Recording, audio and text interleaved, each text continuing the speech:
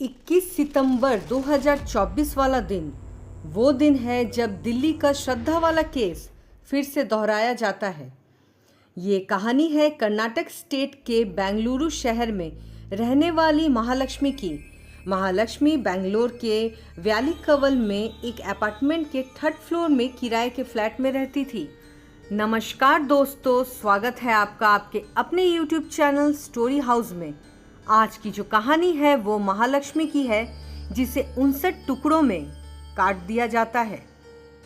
जब 21 सितंबर के सुबह वहां के आसपास के लोगों ने बदबू की वजह से महालक्ष्मी के फ्लैट के ओनर को बुलाया और उन्हें फ्लैट को साफ करवाने की मांग की, तभी ये मर्डर वाली कहानी बाहर आई। दरअसल फ्लैट ओनर जब वहां पहुंचे तब उन्हें भी बदबू महसूस हुई और तब उन्होंने महालक्ष्मी के दिए हुए अदर इमरजेंसी नंबर्स, जिसमें उसकी मां और उसकी बहन का नंबर था, उनसे कांटेक्ट किया।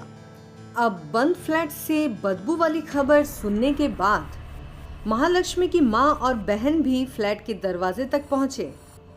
उसकी मां के पास फ्लैट की डुप्लीकेट चाबी थी और इसी चाबी से फ्लैट को खोला गया। दरवाजे के खुलते ही बदबू और तेज हो गई। आस पड़ोसी फ्लैट ओनर और महालक्ष्मी की मां और बहन भी फ्लैट के अंदर जाते हैं। अंदर काफी अंधेरा था। लाइट्स ऑन करते ही फ्लैट के अंदर वाला मंजर काफी भयावह था। चारों ओर मांस के लोथरे बिखरे पड़े थे, खून के बड़े बड़े धब्बे थे और एक खून की लकीर फ्रीज तक भी जा रही थी। ये सब देखकर उन सभी ने ये अंदाजा तो लगा लिया था कि यहाँ कुछ तो बहुत खराब हुआ है। ऊपर से ये बदबू कि लोग वहाँ एक सेकंड भी खड़ा ना हो पाए। वो सारे लोग फ्लैट के बाहर आ गए और पुलिस को कॉल किया। पुलिस को फोन में जानकारी मिलने के बाद पूरी टीम फ्लैट पहुंचती है और फिर से पुलिस टीम के साथ बाकी लोग भी फ्लैट में दाखिल होते हैं।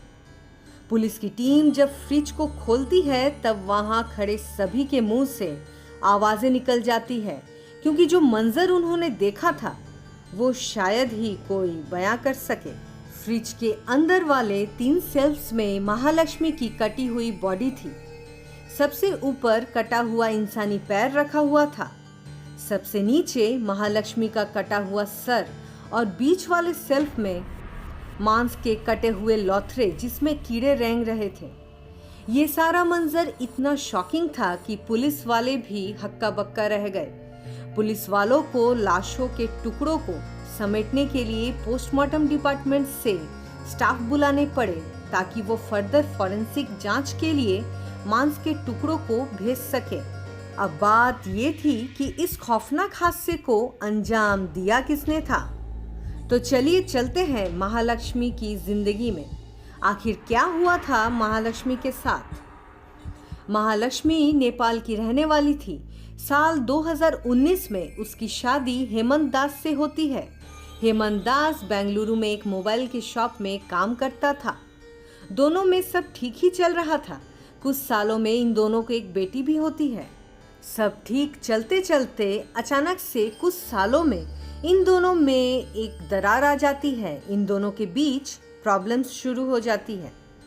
हेमंत को महालक्ष्मी पे शक होने लग जाता है। दरअसल महालक्ष्मी एक मॉल के ब्यूटी शॉप में टीम लीडर का काम करती थी। वहां उसकी पहचान अशरफ से हुई थी और हेमंत और महालक्ष्मी के डाइवोर्स की वजह भी ये अशरफ ही था। साल 2024 में हेमंत दास और महालक्ष्मी का डाइवोर्स हो जाता है। इसके बाद महालक्ष्मी ने अपनी बेटी को भी हेमंत को सौंप दिया था और वो एक किराए के मकान में अलग शिफ्ट हो गई थी। ऐसे ही जिंदगी उनकी चल रही थी। महालक्ष्मी रोज सुबह 9 बजे निकल जाती और रात के 10 बजे तक लौटती। इसलिए महालक्ष्मी को आसपास के लोगों ने ज्यादातर नोटिस ही नहीं किया। महालक्ष्मी की माँ और बहन एक ही शहर में रहते हुए पर भी महालक्ष्मी उनके साथ नहीं रहती। महालक्ष्मी अपने अलग किराए के मकान पे ही रहती। अब मुद्दा ये था कि महालक्ष्मी से उसकी माँ की बात लास्ट 2 सितंबर 2024 को हुई थी और उसके बाद जब आसपास के लोगों को बदबू आई, फिर पुलिस ने उसके शव के टुकड़ों को 21 सितंबर को बरामद किया उसके ही अपने घर से। जब पुलिस ने उसके फ़ोन की जांच की तो उन्हें हेमंत दास और अशरफ पे शक हुआ, पर इंट्रोगेशन के बाद अब पुलिस ने उसके पति हेमंत दास और उसके दोस्त अशरफ को छोड़ दिया है, क्योंकि इनके खिलाफ कोई पक्का सबूत नहीं मिल पाया है। पुलिस ने अभी असली मुजरिम का खुलासा नहीं किया है। सूत्रों के मुताबिक पुलिस को एक शख्स पे शक है जो भुवनेश्वर का रहने वाला है और अभी पश्चिम बंगाल में कहीं छुपा हुआ है। इस वजह से पुलिस ने अपनी 6 टीम तैयार कर ली है। अब ये तो वक्त ही बताएगा कि पुलिस इसका खुलासा कब करेगी। इस केस की जानकारी यहीं तक। वीडियो इन्फॉर्मेटिव लगी हो तो लाइक और शेयर करें, और अगर चैनल पे नए हैं तो स्टोरी हाउस को ज़रूर सब्सक्राइब करें ताकि आप इसी तरीके की इन्फॉर्मेटिव और भूतिया स्टोरी का आनंद ले सकें।